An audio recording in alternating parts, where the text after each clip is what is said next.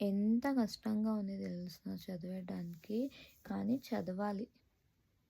ఏమీ చేసేది కాదు. సో, చదివి తీరాలంతే. ఇంకేం చేసేది, చదువుకుంటాం. ఆల్రెడీ 6:00 అయిపోయింది. ఎంతైతే అంత చదివేసి పోయి ఎగ్జామ్ రాసేసి చూస్తా.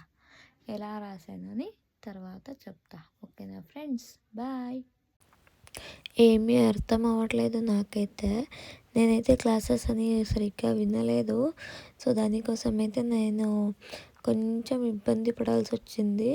సో, మీరైతే ఇలా చేసుకోనొద్దండి. ఎందుకంటే క్లాసెస్ అనేది కరెక్ట్గా వినండి.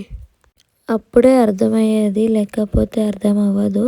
సో, పొద్దున్నే అయితే ఎగ్జామ్స్ రాసేసి వచ్చేస్తున్నాక కొత్తింటి దాకా అయితే పోయి ఇప్పుడైతే ఇంటికి పోతా ఉన్నాము. మా ఇంటికి పోయినాక ఈ లాగ్ అయితే కంటిన్యూ చేస్తాను ఫ్రెండ్స్. సో, ఇంటికి వచ్చినాక నేను చదువుకుంటా ఉంటే మా ఆయన వచ్చి మా పాపకైతే చదివిపిస్తూ ఉంటారు.